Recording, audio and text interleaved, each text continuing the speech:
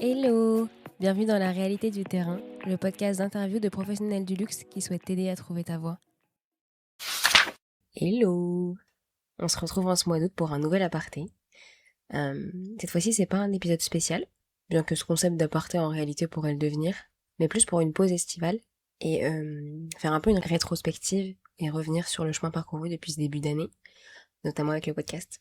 Déjà merci de l'écouter surtout, et pour certains de m'envoyer des messages après vos écoutes, ça fait toujours hyper plaisir et ça me fascine encore un peu de voir qu'il touche des personnes d'âge et d'horizons totalement différentes.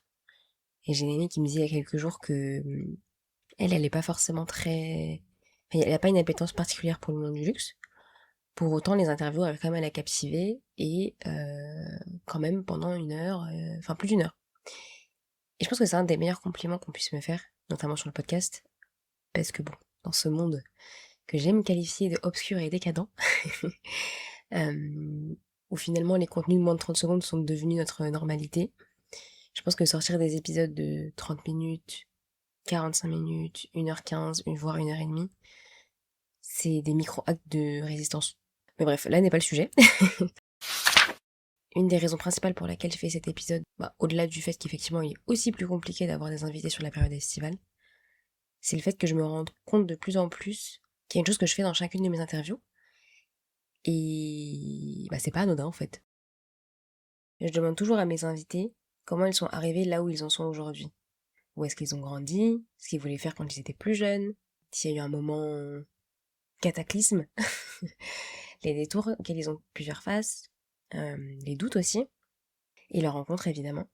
Et en fait tout ça, c'est fait avant même de parler du concept du podcast, qui finalement est de me raconter leur métier.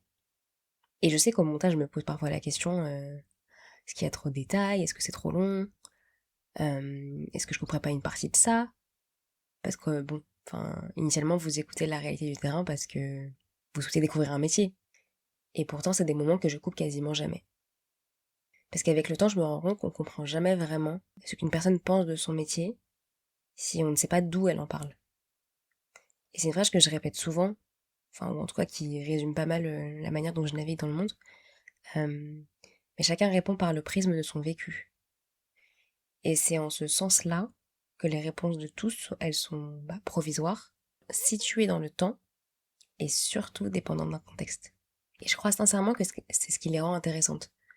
Typiquement, mes invités, Ika et Laura, elles ont toutes les deux touché du doigt le même métier, qui est de la chefferie de projet dans le monde du packaging, et pour autant, elles le racontent de manière totalement différente. Et les raisons qui les ont poussées aussi à le quitter diffèrent tout autant. Et en fait, mon sujet, c'est aussi de faire comprendre qu'il n'y a pas un chemin pour arriver à une destination, mais plusieurs. Et quand j'ai lancé la réalité du terrain, je disais que je voulais comprendre les métiers de l'industrie du luxe. C'est toujours le cas, je vous rassure, même si personne ne s'inquiète, mais je vous rassure quand même. En revanche, je me rends compte que 7 épisodes plus tard, ce qui m'intrigue le plus, c'est de comprendre les chemins qui mènent à ces métiers. Parce que certains des invités ont suivi des parcours auxquels ils se destinaient depuis toujours, d'autres sont arrivés là totalement par hasard, certains ont changé de voie, et d'autres ont simplement changé la manière dont ils racontent ce qu'ils avaient déjà choisi. Et c'est aussi la raison pour laquelle la description de chaque épisode commence par la même phrase, disclaimer, les propos partagés dans cet épisode reflètent le prisme du vécu de chaque intervenant, ils sont en ce sens personnels et ne prétendent pas représenter une vérité générale. Et au-delà d'être une protection juridique, flemme qu'on me colle un procès pour diffamation finalement, c'est aussi ma manière de vouloir vous faire comprendre que chaque témoignage raconte une réalité située, contextualisée et ancrée dans une histoire, ancrée dans le temps. Et dans la vie, souvent, on cherche à savoir si quelqu'un a raison. Pour autant, moi, ce qui m'interroge, c'est vraiment de savoir pourquoi la personne répond d'une telle manière. Et c'est aussi pour ça que je considère que la maison où travaille mon invité, finalement, c'est probablement la chose la moins intéressante à son sujet.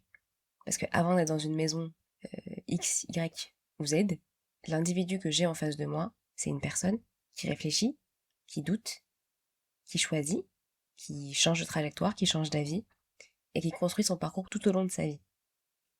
Et c'est aussi pour ça que depuis ces quelques mois que je fais le podcast, je prends pas mal de notes, que ce soit dans un carnet, dans mes notes de téléphone, dans mon drive, pas seulement sur les métiers, mais plus sur les questions sous-jacentes. Toutes les questions qu'on lit entre les lignes ou qu'on entend dans les silences. Je prends note de ces questions qui reviennent sur les tensions qui traversent plusieurs parcours, plusieurs chemins de mes invités. Et je sais pas où exactement ces questions vont me mener, si ce sont les bonnes, ou si elles vont même me mener quelque part. Mais j'ai un pressentiment, une intuition, qu'elle raconte quelque chose qui dépasse chacun des épisodes pris individuellement. Et encore une fois, on passe beaucoup de temps à chercher les bonnes réponses, on doit se poser les bonnes questions, on se demande quel métier choisir, quelle entreprise on doit rejoindre, s'il faut partir, s'il faut rester. Mais si nos réponses elles sont si différentes les uns des autres, c'est aussi parce que je pense qu'on se pose pas tous les mêmes questions. Je sais pas si je garderai ce passage au montage parce que j'ai envie que vous partiez de cet épisode avec des questions et pas forcément une réponse à mon titre. Mais pour vous donner un peu des exemples de ces questions implicites, typiquement Delphine, elle s'interroge et elle répond à la question: est-ce que le prestige d'un poste suffit à me rendre heureuse? Laura, elle se pose la question de savoir si son travail bien fait est suffisant pour qu'elle se sente à sa place. Et finalement, Delphine, elle réalise que le métier qu'elle pensait transitoire est celui dans lequel elle s'épanouit, encore une fois, pour le moment. Et Laura raconte que, en fait, c'était pas suffisant. Et c'est ce que je constate, en fait, dans cette rétrospective. Mes invités ont tous plus ou moins répondu à la même question, de manière plus ou moins explicite. Comment est-ce qu'on sait qu'on est à notre place? Daniel, il vous répondra que c'est en assumant que un métier manuel peut être un choix d'ambition, et non pas un choix par défaut. Laura, elle répondra que c'est quand elle nourrit ses propres projets personnels. Et Yika, elle répondra que c'est en se choisissant elle-même et en ne se forçant pas à rester. Bon, je vais m'arrêter là parce que c'est un épisode qui est beaucoup plus philosophique que ce que je pensais faire initialement. Et c'est marrant parce que c'est une aparté, un épisode qui, je pense, vous laisse un peu apercevoir comment mon cerveau il fonctionne. Un peu comme s'il y avait de la lumière dans l'entrebâillage d'une porte et on savait pas trop si on pouvait encore l'ouvrir ou pas. Bref, ça me fait rire, mais... En tout cas, si vous avez déjà écouté tous les épisodes, n'hésitez pas à aller les réécouter. Parce que je pense que comprendre comment je les vois maintenant vous permet d'avoir une grille de lecture un peu différente. Si en écoutant les prochains chapitres, ou les anciens que vous n'avez pas encore écoutés du coup, vous pouvez avoir l'impression que deux invités se contredisent, je pense qu'il ne faut pas chercher à savoir qui a raison, mais posez-vous plutôt la question de savoir ce qui les a amenés à répondre de telle manière, et notamment à raconter leur métier d'une certaine manière. Parce qu'au fond, c'est peut-être ça la réalité du terrain, comprendre que la réalité peut être plurielle. Merci d'avoir partagé ce moment avec nous. Pose tes questions en commentaire ici ou @ la réalité du terrain podcast sur Instagram. Et je te dis à bientôt pour un nouvel épisode.